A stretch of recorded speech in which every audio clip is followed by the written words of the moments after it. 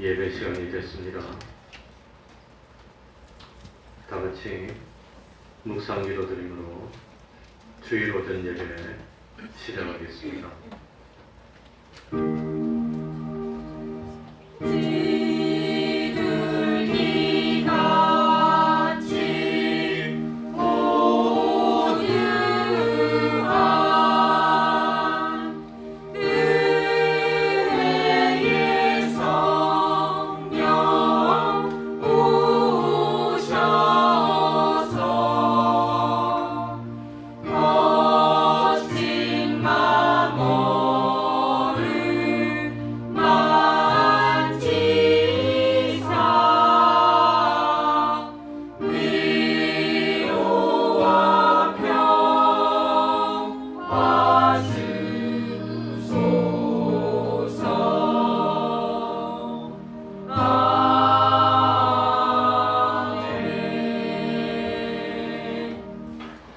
하나님 아버지, 영원토록 변함없이 저희를 사랑하여 주시고 오늘도 감동으로 역사하여 주셔서 하나님 앞으로 불러주시고 하나님께 예배드릴 수 있도록 은혜 베풀어 주셨으니 진실로 감사드립니다. 하나님 아버지, 우리가 세상에 사는 모든 삶이 주님의 십자가를 기념하는 삶이 되게 하여 주옵소서. 참으로 우리는 보이는 것을 바라는 삶을 사는 것이 아니라 보이지 않는 영원한 하늘나라를 바라고 세상을 살기 때문에 참 믿음으로 살기를 원합니다. 하나님의 말씀에 순종하여 살기를 원합니다.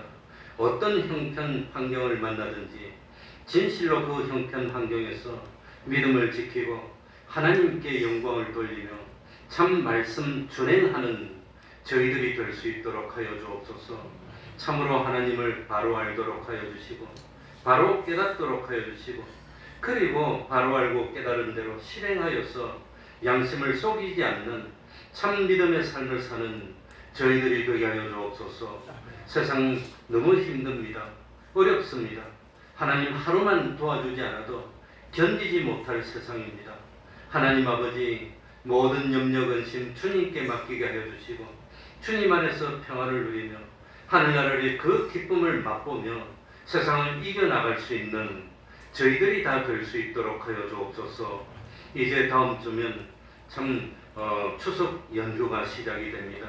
어떤 경우에라도 모이면 예배드리고 기도하고 또 참 안 믿는 그 형제 자매들 앞에서 참 신앙으로 본을 보이는 삶을 살 수 있는 저희들이 되게 하여 주옵소서. 어떤 경우에라도 우상을 섬기지 않도록 하여 주시고 참 온 가족들이 다 하나님을 섬기는 온전한 믿음의 가정 될 수 있도록 은혜 베풀어 주옵소서. 우리 태평동 교회 참 기쁨이 넘치는 교회, 이 문을 열고 들어오는 사람은 한 사람도 외에 없이 진정으로 주님을 구세주로 영접하는 기적이 나타나는 교회가 될 수 있도록 하여 주옵소서. 하나님 아버지, 마귀는 호시탐탐 우리를 노리고 있습니다. 할 수만 있으면 믿는 사람이라도 하나님의 백성이라도 참 지옥으로 끌어가려고 노력합니다. 이 마귀와의 싸움에서 참 주님의 능력 힘있고 온전히 마귀의 괴계를 깨뜨리고 그럴수록 더욱더 믿음이 참 진짜 믿음, 참 믿음이 될 수 있도록 하여 주옵소서.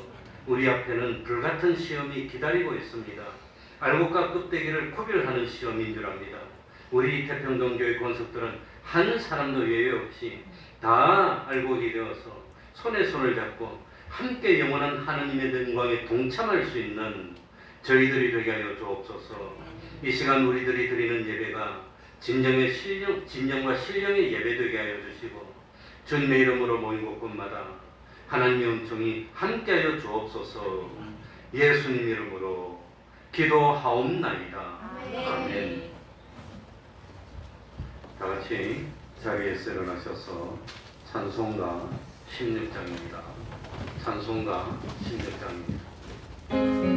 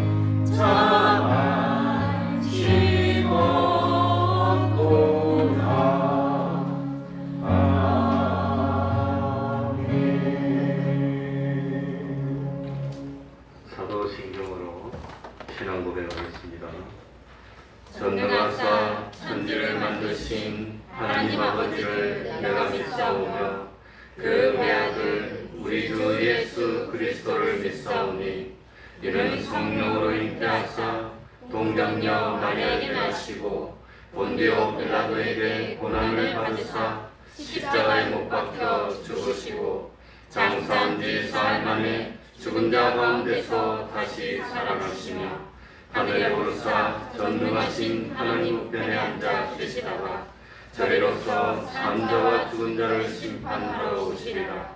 성령을 믿사오며 거룩한 공회와 성도가 서로 교통하는 것과 죄를 사하여 주시는 것과 몸이 다시 사는 것과 영원히 사는 것을 믿사옵나이다.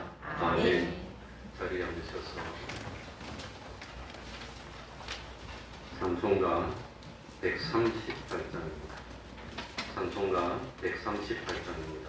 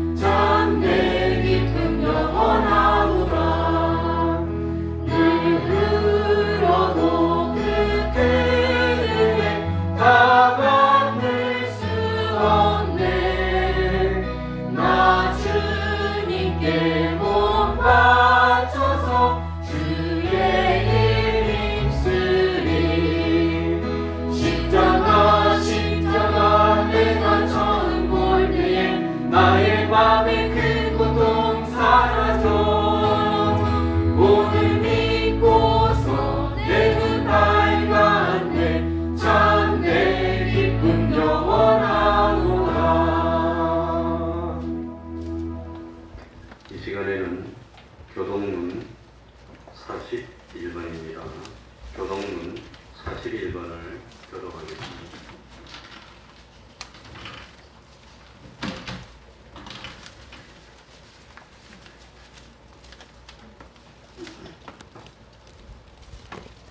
교동문 41번입니다. 교독하겠습니다. 보라, 내가 새 하늘과 새 땅을 창조하나니 이전 것은 기억되거나 마음에 생각나지 아니할 것이라. 너희는 나의 창조하는 것을 인하여 영원히 기뻐하며 즐거워할지니라. 보라, 내가 예루살렘으로 즐거움을 창조하며 그 백성으로 기쁨을 삼고 내가 예루살렘을 즐거워하며 나의 백성을 기뻐하리니 우는 소리와 부르짖는 소리가 그 가운데서 다시는 들리지 아니할 것이며 이리와 어린 양이 함께 먹을 것이며 사자가 소처럼 짚을 먹을 것이며 뱀은 흙으로 식물을 삼을 것이니 나의 성산에서는 해함도 없겠고 상함도 없으리라. 아멘. 이제 성가대 찬양이 있겠습니다.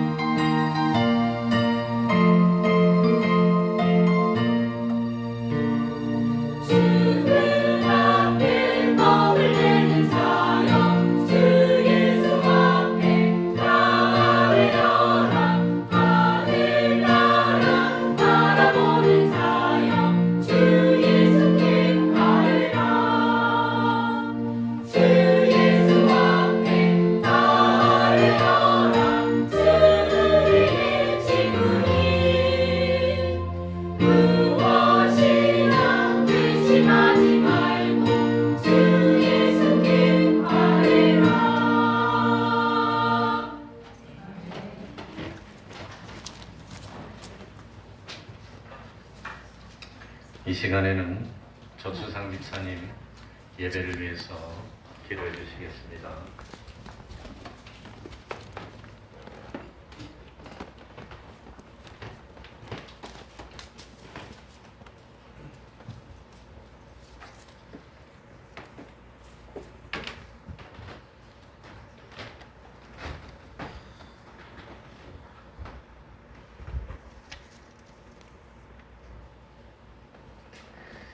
하나님 아버지, 감사하고 또 죄송합니다.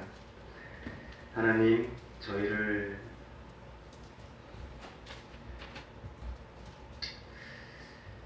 한없이 사랑하셔서 댓글과 같고 또 먼지와 같은 저희들을 하나님 자녀 삼아 주시고 영원한 생명을 허락하여 주신 이 크신 은혜를 이 시간 다시 한번 저희가 마음속에 깊이 새기고 감사함을 드립니다.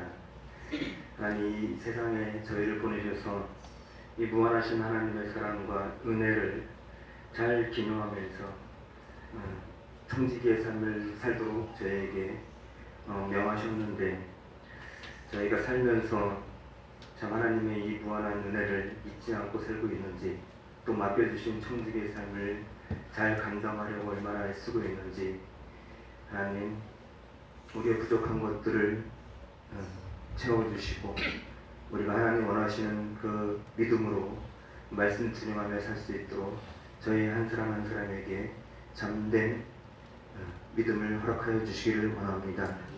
오늘 이 예배를 저에게 베풀어 주셔서 다시 한번 저희의 얕은 흐트러진 그러한 믿음을 바로 세워주시길 원하고, 오직 우리가 사는 것은 주님의 의를 덕임으로 믿음으로 살게 하여 주시옵소서.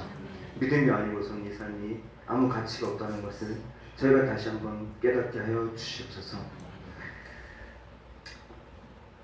주님께는 하루가 천년 같고 천년이 또 하루 같다고 하였습니다.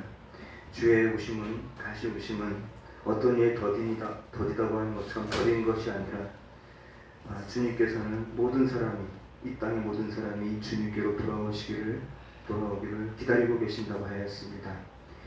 참, 우리는 주님의 무한한 사랑과 은혜를 입어서 이렇게 주님께 나왔지만 아직 주님을 모르고 주님을 거부하고 주님을 핍박하는 자들이 이 땅에는 많이 있습니다. 우리를 이 땅에 살게 하시면 그들이 주님께로 우리를 통해서, 우리의 삶을 통해서, 우리의 착한 행실을 통해서 그들이 우리를 보고 주님께 영광을 돌리고 주님께로 나오기를 주님께서 애타게 기다리신다는 것을 우리가 다시 깨닫고, 우리의 삶 속에서 이 예배를 떠나 우리의 삶의 현장에서 우리의 언의 심사를 통해서 믿지 않은 자들에게, 주님을 거부하는 자들에게, 주님을 핍박하는 자들에게 본을 보여서 그들이 우리의 삶과 우리의 언의 심사를 보고 주님께로 돌아오게 하는 역사가 우리의 삶을 통해서 이루어지도록 하나님 은총을 내려주시옵소서. 하나님, 우리 교회 하나님께서 세워주셨사오니 우리가 크고 부유한 것을 바라지 않게 해주시고 오직 말씀의 단설 위에 충성하며 말씀을 준행하며 주님께 기도하며 성령과 동행하기를 소망하는 참된 진리의 교회가 되게 해 주시옵소서. 이 안에 속한 모든 가정들, 모든 심령들 삶 속에서 하나님을 바라고 하나님을 구하고 하나님을 알고 인정하고 그대로 행하고 오직 믿음으로 주님께 될 수 있는 그러한 각 사람으로 인도하여 주시옵소서. 우리의 부족한 것들을 하나님 주님의 능력으로 세워주시고 우리의 연약한 것들 하나님 강하게 이끌어 주시옵소서. 하나님, 오늘 이 예배가 하나님 원하시는 예배, 주님과 동행하는 예배, 주님의 영광을 돌리는 귀한 예배가 되게 해주시고 악한 마음이 틈타지 아니하도록 주님 이끌어 주시옵소서. 또 이 자리를 사모하지 못하고 나오지 못하는 많은 사람들이 있습니다. 하나님, 불쌍히 여겨 주시옵소서. 함께 나와서 주님을 예배하고 주님을 찬양하는 것이 가장 귀한 것임을 그들도 깨닫고 같이 하나님께 영광 돌리는 귀한 사람들로 하나님 인도해 주시옵소서. 이 예배 끝까지 하나님 홀로 영광 받아 주시고 주관하여 주시옵소서. 예수님의 이름으로 기도드렸습니다. 주께서 문에 오셔서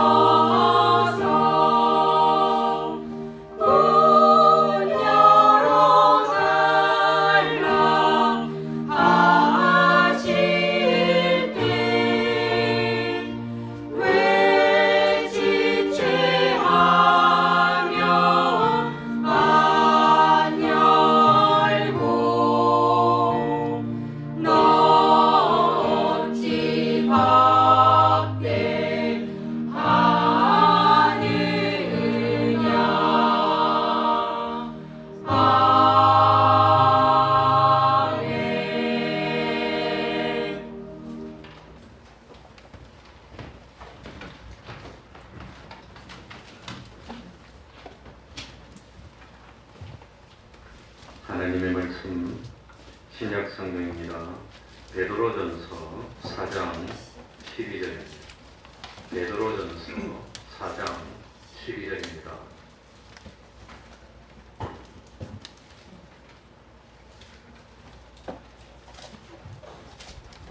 베드로전서 4장 12절 제가 읽겠습니다. 사랑하는 자들아, 너희를 시련하려고 오는 불시험을 이상한 일 당하는 것 같이 이상히 여기지 말고 오직 너희가 그리스도의 고난에 참여하는 것으로 즐거워하라. 이는 그의 영광을 나타내실 때에 너희로 즐거워하고 기뻐하게 하려 함이라. 너희가 그리스도의 이름으로 욕을 받으면 복 있는 자로다. 영광의 영 곧 하나님의 영이 너희 위에 계심이라. 너희 중에 누구든지 살인이나 도적질이나 악행이나 남의 일을 간섭하는 자로 고난을 받지 말려니와 만일 그리스도인으로 고난을 받은즉 부끄러워 말고 도리어 그 이름으로 하나님께 영광을 돌리라. 하나님 집에서 심판을 시작할 때가 되었나니 만일 우리에게 먼저 하면 하나님의 복음을 순종치 아니하는 자들의 그 마지막이 어떠하며 또 의인이 겨우 구원을 얻으면 경건치 아니한 자와 죄인이 어디 서리요. 그러므로 하나님의 뜻대로 고난을 받는 자들은 또한 선을 행하는 가운데 그 영혼을 미쁘신 조물주께 부탁할지어다. 아멘.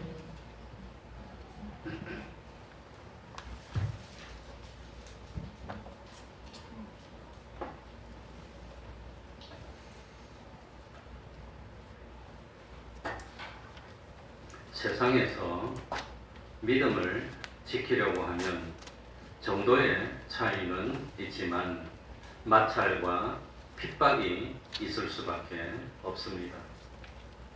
그러니까 하나님을 기쁘시게 하려는 성도의 삶 속에는 언제나 고난이 있기 마련입니다.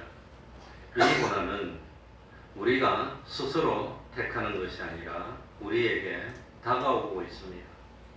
만일 내가 온전히 믿음을 지키는 성도임에도 불구하고 아무런 마찰과 고난이 없다면 내 신앙은 세상과 적당한 선에서 타협하는 신앙이기 때문이라고 알면 거의 틀림이 없습니다. 자, 12절부터 한번 읽어보겠습니다. 12절입니다. 우리 같이 한번 읽겠습니다. 사랑하는 자들아, 같이 읽습니다. 시작. 사랑하는 자들아, 너희를 시련하려고 오는 불시험을 이상한 일 당하는 것 같이 이상히 여기지 말고. 그런데 하나님의 사랑을 받는 우리가 당하는 고난과 핍박을 세 글자로 뭐라고 그랬냐면 불시험이라고 표현합니다. 불같이 뜨겁고 맹렬한 시험이기 때문에 불시험이라고 했는데 사실은 이 불시험이라는 단어 속에는 어떤 의미가 있느냐면은 이 불시험이라는 단어는 용광로하고 거의 비슷한 단어입니다. 거의 같은 단어입니다. 그런데 참 읽지는 않았지만 왼쪽으로 딱 두 장만 넘기면 베드로전서 1장 7절에 나옵니다. 너희 믿음의 시련이 불로 연단하여도 없어질 것보다 더 귀하여. 그러니까 시험은 무슨 기능이 있단 말이죠? 연단이라는 기능이 있다고 하는 겁니다. 연단입니다. 그러니까 불시험은 용광로에 이 금하고 잡것들이 섞인 것을 집어넣으면 그러면 참 진짜 금하고 가짜 금하고 구별되어서 진짜 순금만 얻는 것처럼 이 불시험이라고 하는 것은 가짜 신앙하고 진짜 신앙을 구별해서 깨끗하고 진짜 신앙, 그야말로 참 믿음에 있어서는 안 되는 다른 것들을 다 태우고 정화시켜서 알곡과 가라지를 구별해내는 역할을 하는 것이 세 글자로 뭐라 말이지요? 그게 불시험이라고 하는 겁니다. 그러니까 내가 신앙을 지키기 어렵고 힘든 현실이 오면, 자, 지금 신앙을 지키기 어렵고 힘든 현실이 오고 있습니까? 안 오고 있습니까? 추석이 오고 있습니다. 주일 지키기 어렵습니다. 힘든 시험이 오고 있습니다. 이럴 때는 하나님 앞에서 정말 내 신앙이 깨끗한 신앙입니다. 가짜가 아니고 진짜 신앙입니다 하는 신앙의 순전함을 나타내 보일 수 있는 기회가 왔다고 하는 겁니다. 그러니까 평범할 때는 이 사람의 신앙이 진짜인지 가짜인지 구별이 안 되는데, 이런 시험의 때가 오면 진짜하고 가짜가 구별이 되는 겁니다. 그러니까 불시험이 오면 우리 주변에 있는 사람들 중에서 어느 사람이 알곡이고 어느 사람이 껍데기인지 구별하는 시기가 온 걸로 생각해야 됩니다. 그러니까 불시험은 이 시험을 통과하면 나의 믿음이 한층 높아지는 겁니다. 또 불시험을 통과하면 나의 믿음이 한층 또 높아지는 겁니다. 그리고 시험이 오면 또 높아지는 겁니다. 그런데 시험이 올 때마다 시험에 통과하지 못하고 실패하면 믿음이 어디 있단 말입니까? 그 자리에 가만히 있는 겁니다. 그래서 그것이 1년 지나고 10년 지나고 30년 지나고 50년 지나면 어떤 사람은 믿음이 50단계 올라가 있고 어떤 사람은 믿음이 그 자리에 가만히 있고 그런다고 하는 겁니다. 그게 시험입니다.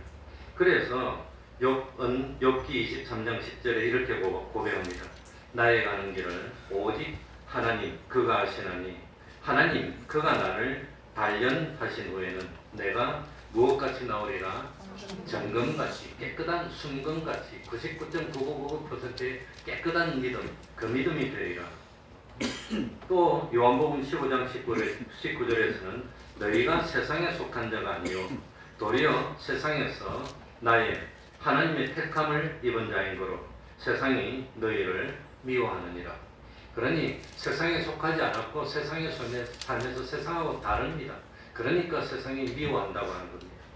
그리고 이 요한복음 15장 20절에서는 사람들이 나를 핍박하였은즉 너희도 핍박할 터이요. 요한복음 15장 25절에서는 저희가 연구 없이 주님을 미워했다고 나옵니다. 그러니 세상 사람들이 예수 믿는 사람을 미워할 때는 뭐가 없어요? 이유가 없어. 연구 없이 미워하는 겁니다. 그냥 미워하는 겁니다. 예수 믿는 사람이라고.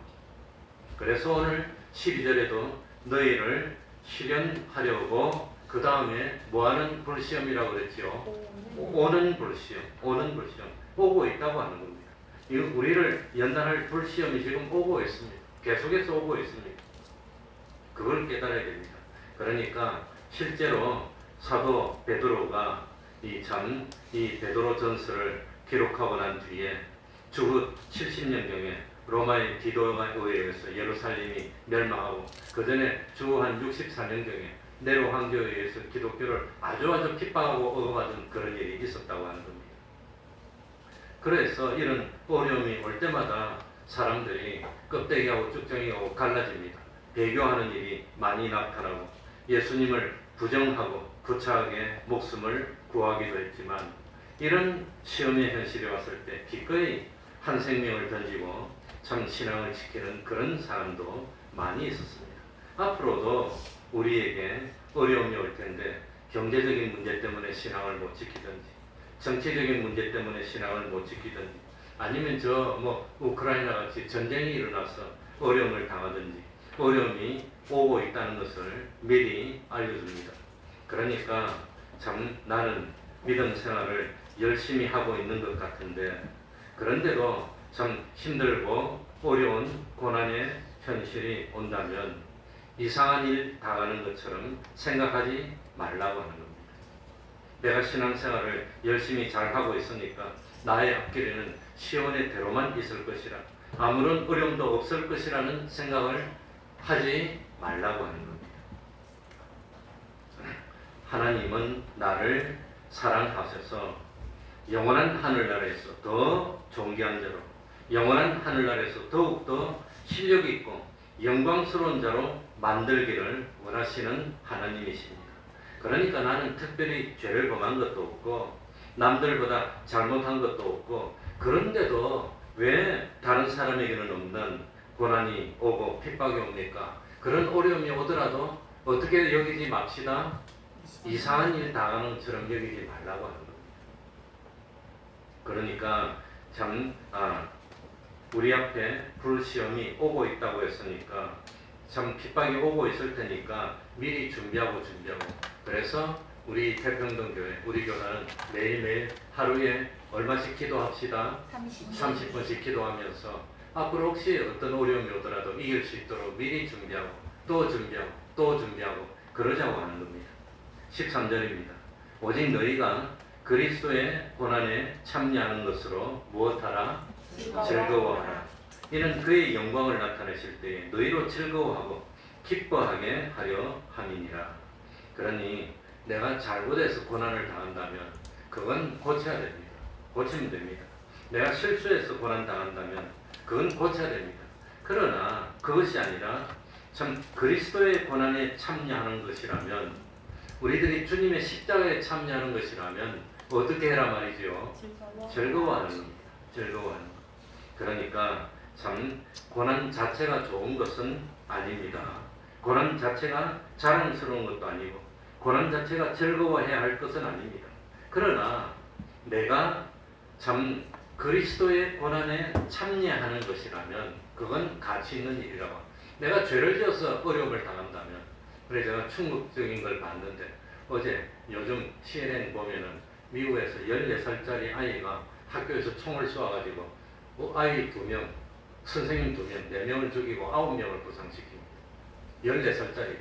그 미국 만으로 하니까 만으로 14살이면 중학교 한 3학년쯤 되나? 고등학교 1학년인가 모르겠는데 근데 참 그 아이는 미국은 14살 이상이면 13살 이상이면 형사보면 어른하고 똑같이 처벌하는데 다만 17세 이하는 사형은免해줍니다. 그러니까 이 재판하는 걸 뉴스로 보여줘서 내가 봤는데 판사가 재판하면서 제일 먼저 아예 앉혀놓고 지금 너를 재판하는데 너에게 내릴 수 있는 최고의 형벌은 가석방이 없는 종신형이랍니다. 사형은 못 시키고 가석방이 없는 종신형에서 아무튼 이하의 벌을 줄 수 있는 재판을 시작하겠다고 미리 알려주더라고요. 근데 희한한 것은 그 아이의 아버지도 살인죄로 기소됐습니다. 아이는 살인했고 아버지는 그때 직장에서 일했는지 모르는데 아버지도 살인죄로 기소돼서 아이는 1급 살인입니다. 어른 같으면 사형당하는 겁니다. 그런데 17세가 안 돼서 사형은 없고 가석방이 없는 무기징.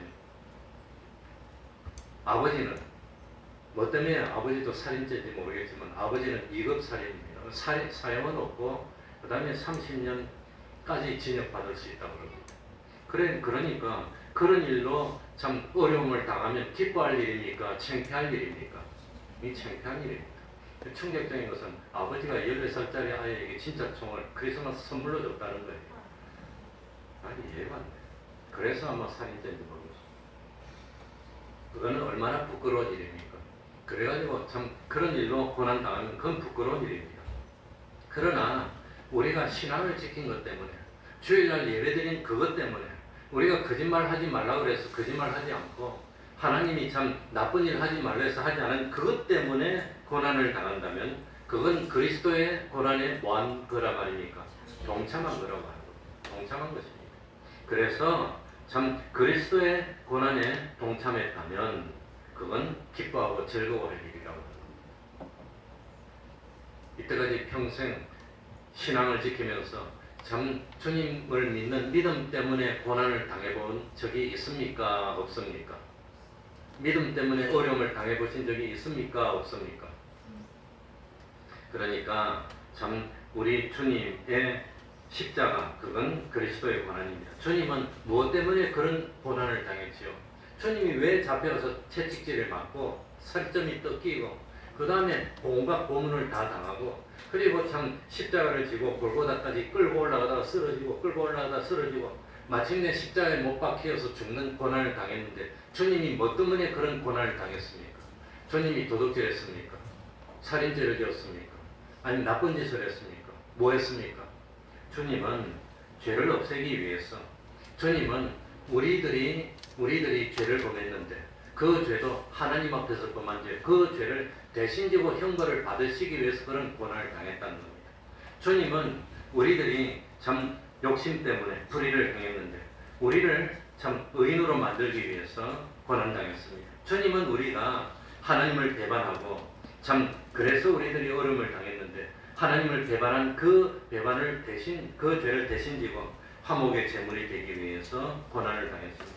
그래서 주님이 참 당하신 이 고난은 구원을 위한 고난이라고 해서 그걸 다른 말로 대속의 사랑이라고 합니다. 그게 대속입니다. 대속은 대리속죄입니다. 남을 대신해서 내가 죄를 범해서 범하지 않은데 형벌을 대신 받는 것. 그래서 참 그리스도의 고난에 참여한 것으로 즐거워하라. 그런 것은 뭐냐? 우리가 도둑질 한 것도 아니고 뭐 참 세상에서 나쁜 일을 한 것도 아니고 파렴치한 일을 한 것도 아니고 무엇 때문에 고난을 당하느냐?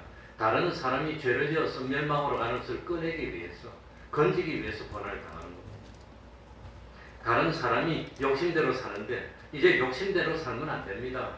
우리 예수 믿는 사람은 욕심대로 살지 않고 무엇대로 살지요?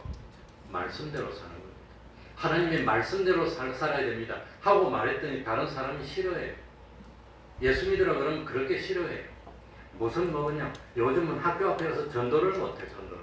학교 앞에 가서 다른 아이들 보고 교회 다니자 그러면 유괴범처럼 여기고 막 왜 교회 다니냐 하냐고, 왜 교회 다니냐고 말하냐고 막 뭐라 하고 그래요.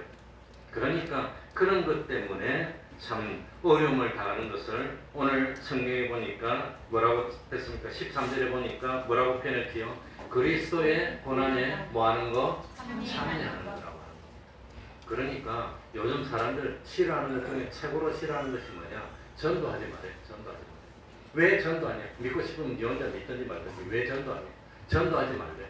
그러나 하나님이 우리에게 주신 사명 가운데 첫 번째가 뭡니까? 복음을 전하는 겁니다. 전도하면 싫어합니다. 믿고 싶으면 너 혼자 믿어라. 그래도 우리는 뭡니까? 복음을 전해야 되니까. 복음을 전하다가 어려움을 당하면 그건 그리스도의 고난에 동참하는 거라고 하는 겁니다. 그래서 어려움을 당한다면 기뻐하는 겁니다. 그러니까 뭐 참 추석이 되면 제사 지내는 건지 난 그런 건 잘 모르겠는데 제사 지낼 때 우리는 제사를 지내지 않습니다. 아무튼 그러니까 제사를 안 지는 것 때문에 그런 것 때문에 나는 하나님 말고는 우상을 섬길 수 없으니 제사를 지낼 수 없습니다 하는 그런 것 때문에 어려움을 당하면 그건 그리스도의 고난에 동참하는 겁니다. 그러니까 이 그리스도의 고난에 동참한다면 참 주님을 믿는 믿음 때문에 어려움을 당한다면 여기 성경에 보니까 즐거워하라. 즐거워하라. 왜 즐거워합니까? 왜? 그건 그의 영광을 나타내실 때 너희로 즐거워하고 기뻐하게 하려. 하나님이 기뻐하게 하기 때문에. 그러니까 참 우리가 그리스도의 고난에 동참한다는 것은 그리스도의 영광에 동참할 자격을 얻는 겁니다. 그리스도의 고난에 동참했다는 것은 그리스도의 영광에 동참할 수 있는 자격을 얻은 거니까 그러니까 즐거워할 수밖에 없다고 하는 겁니다. 그래서 하나님은 그리스도의 고난에 동참하는 것으로 그리스도의 영광에 동참할 수 있는 길을 열어주셨다고 하는 겁니다. 아마 십자가 심판대 앞에 가면 주님이 그렇게 물어보실 것 같아요. 나는 너를 위해서 이렇게 고난을 받지 않았느냐? 성경에 가르쳐주지 않았느냐? 나는 너희를 구원하기 위해서 하늘나라의 그 영광과 부여도 포기하고 가난해졌고 목수의 아들이 됐고 이렇게 고난을 받았는데 그런데 너는 나를 위해서 고난 받은 적이 있느냐? 너는 신앙을 지키기 위해서 고난 받은 적이 있느냐? 물어보면 고난을 받으려 할 때마다 내가 참 신앙을 양보해서 고난을 이렇게 안 받고 편하게 믿었습니다. 그러면 하나님의 영광에 동참할 수 있는 자격이 없다고 하는 겁니다. 그래서 십자가가 없이는 영광이 없는 겁니다. 로마서 8장 17절 자녀이면 하나님의 자녀이면 또한 하나님의 부사 곧 하나님의 부사요 그리스도와 함께한 부사니 우리가 그와 함께 주님과 함께 영광을 입게 하여 무엇도 함께 받아야 될 것이니라. 고난도 생각컨대 현재의 고난은 장차 우리에게 나타날 영광과 좋게 비교할 수 없도다. 그러니까 하나님은 우리에게 고난을 통해서 영원한 영광을 마련할 수 있는 길을 열어주셨다고 하는 겁니다. 그럼 한 번 더 물어봅시다. 참 나는 신앙을 지키는 것 때문에 이때까지 신앙을 지키는 것 때문에 손해를 당하고 신앙을 지키는 것 때문에 욕을 먹고 신앙을 지키는 그것 때문에 참 어려움을 당해본 경험이 있습니까? 한 번도 없습니까? 아무튼 있다면 그건 정말로 믿는 사람이라고 합니다. 그건 하나님의 영광에 참여할 기회를 얻은 것이라고 하는 겁니다. 그러니까 고난을 당하는 것은 힘듭니다. 싫습니다. 어렵습니다. 고난을 당하기 그 순간에는 피하고 싶은 마음이 간절합니다. 그러나 그 고난이 엄청나고도 놀라운 영광에 동참할 수 있는, 영광을 마련할 수 있는 길을 열어준 거라고 하는 겁니다. 요셉은 보디발의 아내의 유혹에 넘어갔고 그래가지고 그게 뽀록나서 참 감옥에 갔다면 그건 얼마나 비참하겠습니까? 얼마나 비참합니까? 그러나 요셉은 보디발의 아내의 유혹을 물리쳤습니다. 하나님을 믿는 사람으로서 본문과 도리를 지키다가 억울하게 누명을 쓰고 감옥에 들어갔습니다. 이건 그리스도의 참 고난에 동참한 것이라고 하는 겁니다. 그랬더니 하나님이 때가 되니까 요셉을 올려서 총리가 되게 합니다. 요셉은 80세에 총리가 돼가지고 이 애굽에서 110세까지인가 살았으니까 30세에 총리가 돼가지고 110세니까 80년을 총리로 지냈어요. 80년. 얼마나 세상에서도 영광이 됐고 그리고 요셉이 산지 4,000년 가까이 지난 지금도 요셉의 믿음을 이렇게 참 우리들이 배우니까 얼마나 영광스러운 일입니까? 또 있습니다. 우리들이 다 아는 참 사드락 메삭 아벤누고가 이 우상에게 절하지 않으면 풀문불 속에 빠질 수 있는 그런 어려움을 당했습니다. 그럴 때 눈 한 번만 감고 그냥 음악 소리가 들릴 때 무릎 꿇고 절하면 될 텐데 그런데 사드락 메삭 아벤누고는 끝까지 절을 하지 않고 꿋꿋하게 서가지고 신앙을 지켰습니다. 왕이 불러가지고 지금이라도 절을 하겠느냐? 그럴 때 절하지 않았습니다. 그래서 결국은 풀문불 속에 던짐을 당했습니다. 만약에 그 던짐을 당해서 죽었다면 참 순교로 영광스러운 승리를 했을 겁니다. 그런데 죽지 않고 살아나왔습니다. 살아나오고 난 뒤에 아마도 이 느부갓네살 왕도 이 사드락 아벤누고하고 메삭을 갖다가 이 참 나쁘게 생각했던 그 바벨론 사람들도 아무도 시비를 하지 못했을 겁니다. 그 다음에는 하나님께 참 영광을 돌리는 그런 삶을 살았고 그것보다는 하늘나라에서 영원토록 빛나는 영광을 마련했으니까 그게 얼마나 좋은 겁니까? 그러니까 그리스도의 고난에 동참하면은 슬퍼하는 겁니까? 기뻐하는 겁니까? 슬퍼한다고요. 그러니까 신앙을 지키기 힘든 이런 때가 올수록 더 기뻐하는 겁니다. 신앙을 지키기 힘들 때 이럴 때 올수록. 자, 14절에 한 번 더 설명하고 있습니다. 다 같이 읽어보겠습니다. 너희가 같이 읽습니다. 시작. 너희가 그리스도의 이름으로 욕을 받으면 복 있는 자로다. 영광의 영, 곧 하나님의 영이 너희 위에 계심이라. 그러니까 왜 우리들이 참 그리스도의 고난에 동참하는 것을 즐거워해야 합니까? 그리스도에 참여하는, 고난에 참여하는 사람에게 누가 함께한단 말입니까?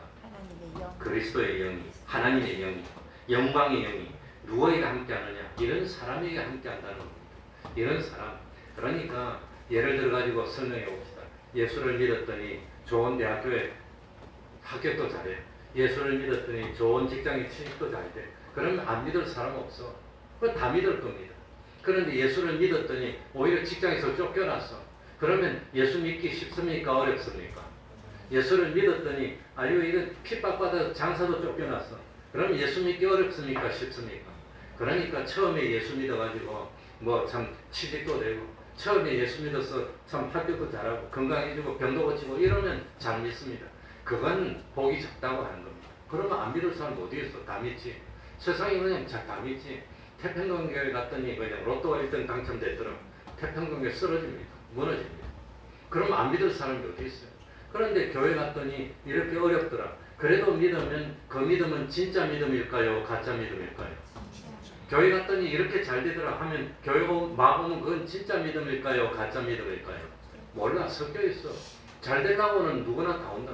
근데 교회 갔더니 믿음을 지키려고 하다 보니까 이렇게 어려움을 당하고 힘들고 어렵고 그러더라도 믿더라 하면은 하나님이 그런 사람 복 주는 겁니다. 왜? 그리스도의 영이, 하나님의 영이 함께 합니다. 왜? 그런 믿음이 무슨 믿음이니까?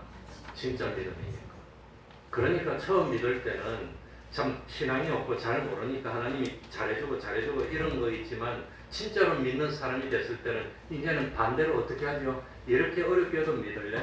이렇게 힘들게 해도 믿을래? 이제 그게 시작이 된다는 겁니다. 그게. 그래서 알고 가고 측정하고 구별하고 그 다음에 진짜 믿음이 더 높아지고 이제 이렇게 되는 겁니다. 그렇게 되는 겁니다. 그래서 너희가 그리스도의 이름으로 무엇을 받으면 복 있는 사람이니라. 욕을 먹어도 그래도 신앙을 지킬래? 욕을 먹어도 신앙을 지킬래? 이제 이거는 진짜 믿음이라고 하는 겁니다. 그러니까 믿음이 없는 사람이 처음 믿을 때는 하나님이 잘해주고 또 잘해주고 그러니까 좀 믿어보고 이랬는데 진짜로 이제 믿게 됐을 때 이 신앙이 점점 들어가서 신앙이 연조가 들어갔을 때 이제는 연단하는 겁니다. 그러니까 불시험은 무슨 기능이 있어요? 두 가지로 무슨 기능이? 연단하고 훈련시키는 기능이 있어. 이제는 어려움이 시작되는 겁니까? 그래 마찰이 시작되고 어려움이 시작되고 그래도 믿을 거냐? 그래서 진짜 믿음하고 가짜 믿음이 조금씩 구별되고 그게 차이가 나기 시작한다고 하는 겁니다. 우리가 그리스도의 고난에 참여하는 것으로 즐거워해야 할 이유가 16절에 또 나옵니다. 16절 볼까요? 만일 그리스도인으로 고난을 받은즉 뭐하지 말고 부끄러워 말고 도리어 그 이름으로 하나님께 무엇을 돌리라? 영광을 돌리라. 하나님께 영광을 돌리라고 합니다. 영광. 그러니까 여기에 참 16절에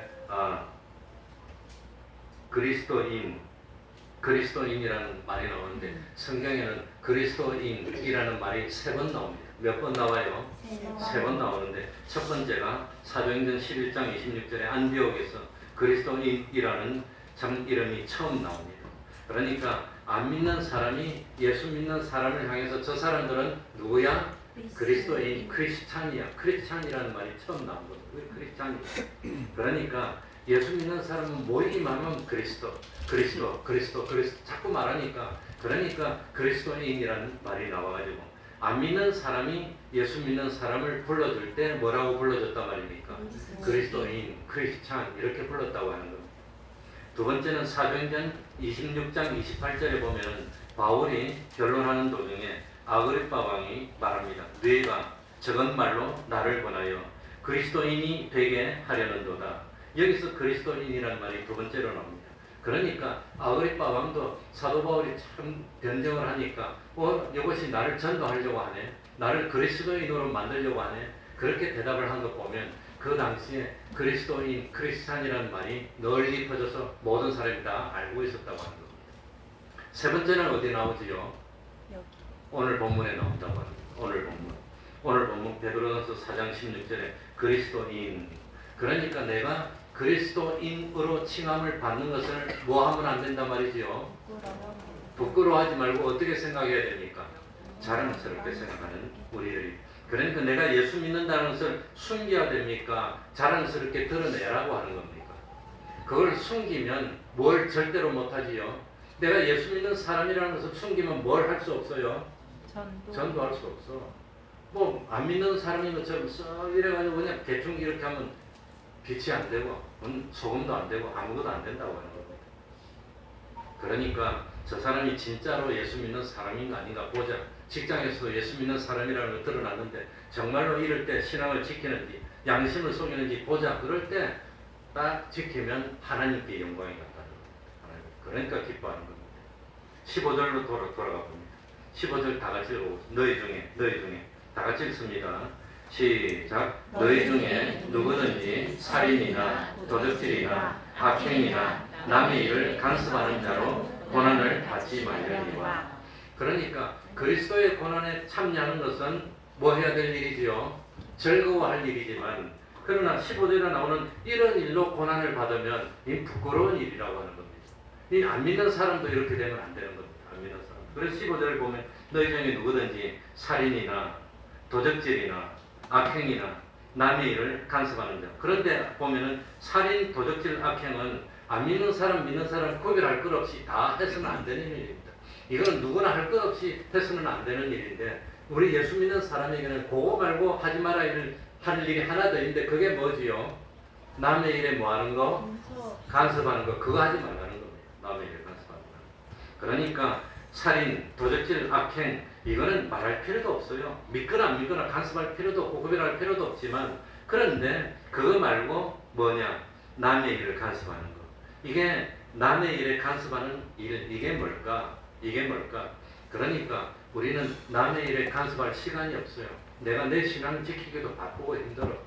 이 먹고 살기 힘든 광야 같은 세상에 내 신앙 지키기도 힘든데 찾아다니면서 남의 일을 간섭한다는 것은 무슨 의미냐 그러면은 내가 다른 사람의 재판관인 것처럼 내가 다른 사람들의 생활을 감시하고 감독하는 위치에 있는 사람인 것처럼 남의 일에 끼어서 판단하는 것. 그거 하지 말라는 겁니다.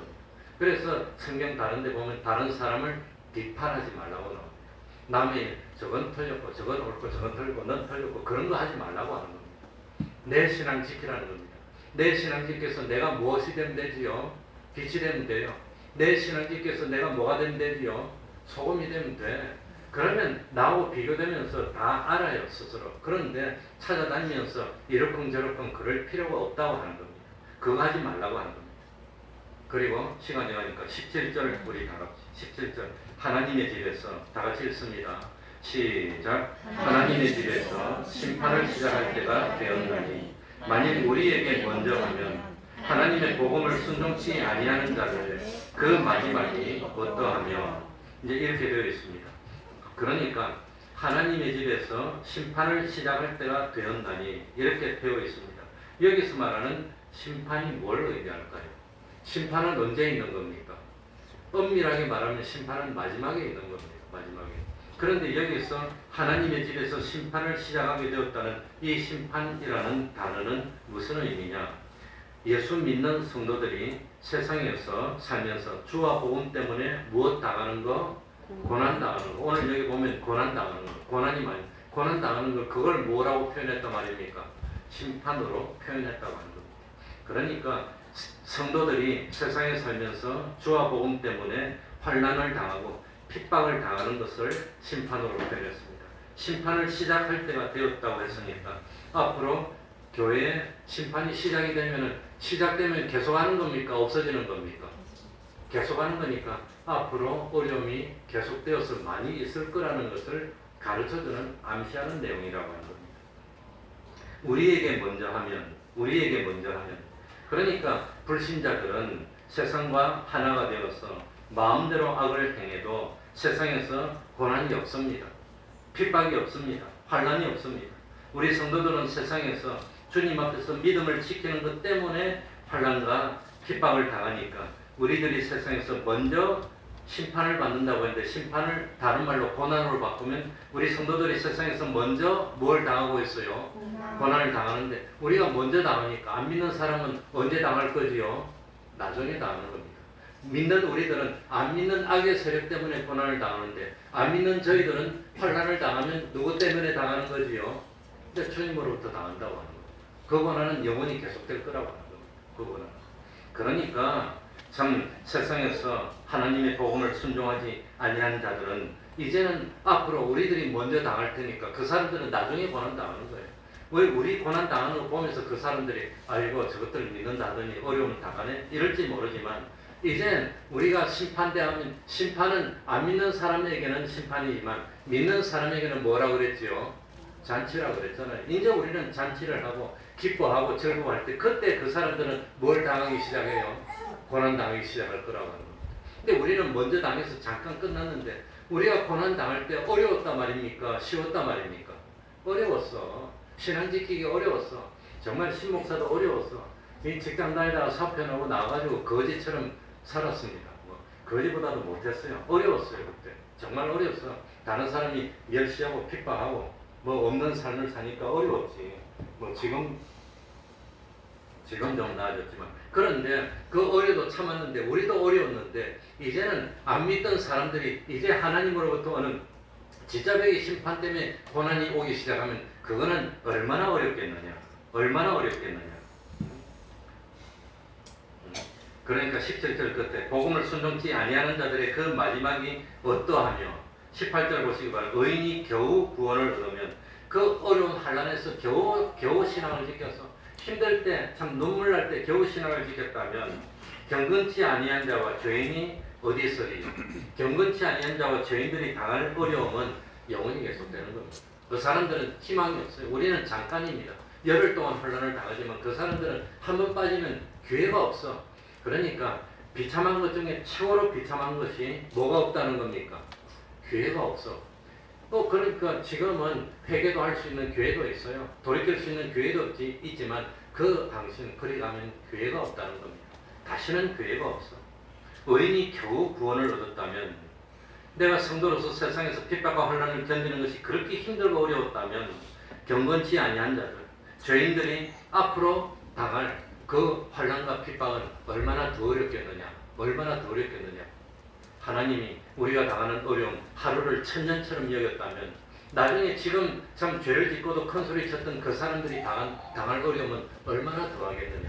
그걸 생각한다면 우리들이 오늘 신앙을 지키라 말입니까? 지키지 말라 말입니까? 그래서 마지막입니다. 19절 읽고 마치겠습니다. 그러므로 다 같이 읽겠습니다. 시작. 그러므로 하나님의 뜻대로 고난을 받는 자들은 또한 선을 행하는 가운데 그 영혼을 미쁘신 조물주께 부탁할지어다.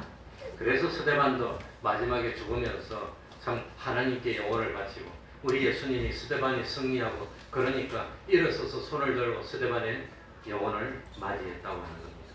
그러니까 참 힘들어도 뭐하지 맙시다. 죄짓지 말고 신앙에 후퇴하지 맙시다. 어렵더라도 참읍시다. 나중에 심판대 앞에 가면 반드시 물어봅니다. 나는 너를 위해서 이렇게 희생하지 않았느냐? 나는 너를 위해서 이렇게 힘들게 해서 너를 구원하지 않았느냐? 난 너를 위해서 피를 흘렸는데 넌 나를 위해서 피를 흘린 적이 있니? 넌 나를 위해서 고난받아도 이긴 적이 있니? 물어볼 때 뭐라고 하실 겁니까? 뭐라고 하실 겁니까? 네? 내가 저를 사랑하는 주님이 뭐 하시나이다? 그렇게 대답할 수 있어야 됩니다. 내가 비록 넘어진 적이 많아도 그래도 이기지 않았습니까? 하고 대답하는 여러분들이 되게 달라고 통성으로 기도합니다.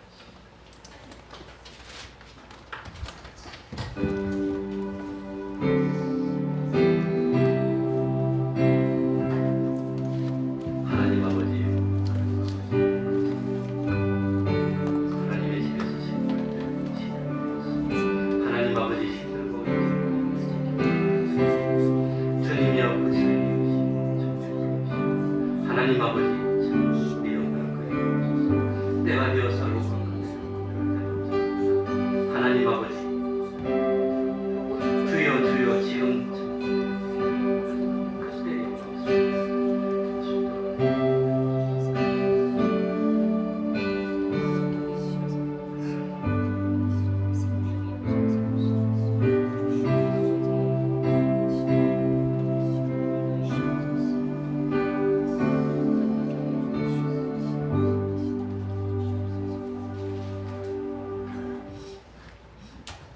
찬송 올리겠습니다. 찬송가 363장입니다.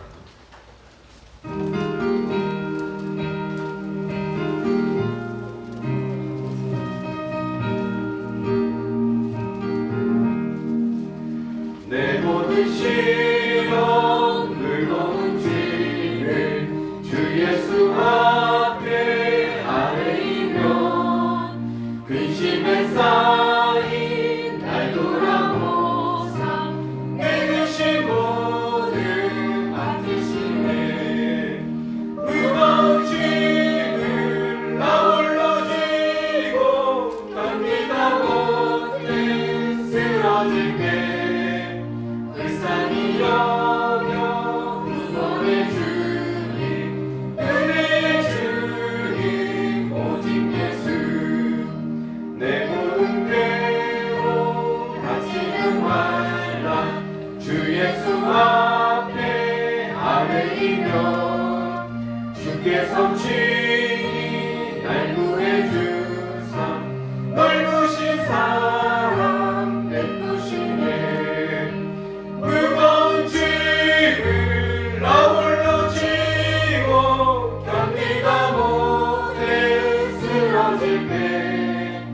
불쌍히 여겨 구원의 주님 우리의 주님 오직 예수 내 짐이 점점 무거워질 때 주 예수 앞에 아뢰이며 주께서 친히 날 구해주사 내 대신 짐을 져주시네 무거운 짐을 나 홀로 지고 견디다 못해 쓰러질 때 불쌍히 여겨 구원의 주님 은혜의 주님 오직 예수 마음의 시험 무서운 죄를 주 예수 앞에 아뢰이며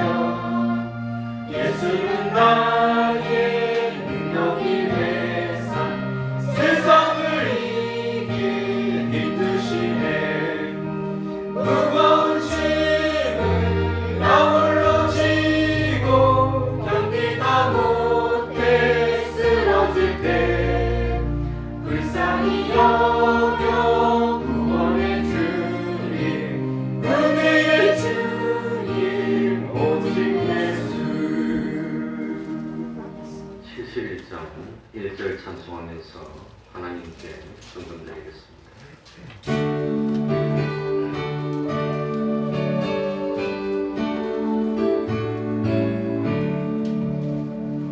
내게 있는 모든 것을 아낌없이 바치네 사랑하고 의지하여 주만 따라가겠네 주께 드리네 주께 드리네 사랑하는 구주 앞에 모두 드리네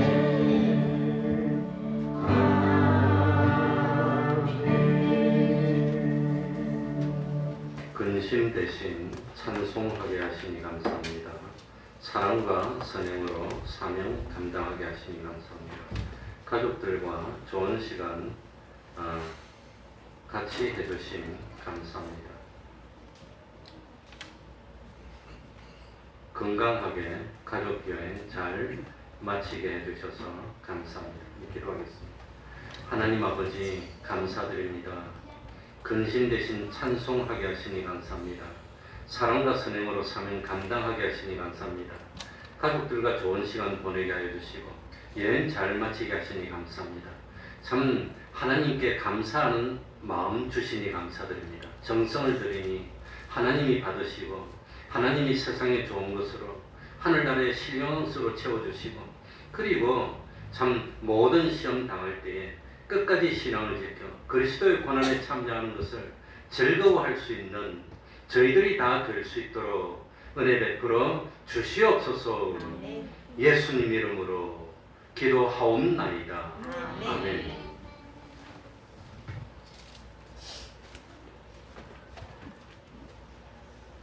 아마 오늘도 벌초를 많이 가신 것 같습니다.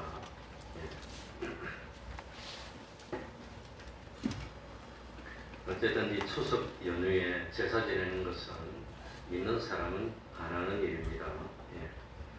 입장하실 때 손소독제를 사용하여서 손 소독해 주시기 바랍니다. 그리고 주일학생들이 귀합니다. 요즘 주일학생 전도하기가 그렇게 어렵습니다. 접근하는 것도 이상하게 됐습니다. 우리가 이 자리에 처음 왔을 때만 하더라도 전도하는 것이 쉽고 접근하는 것이 좋았고 그런데 지금은 어렵습니다.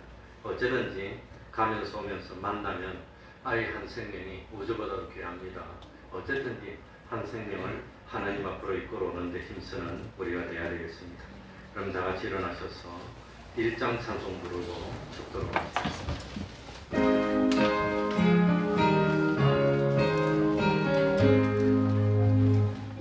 만국의 근원 하나님 온 백성 찬송 드리고 저 천사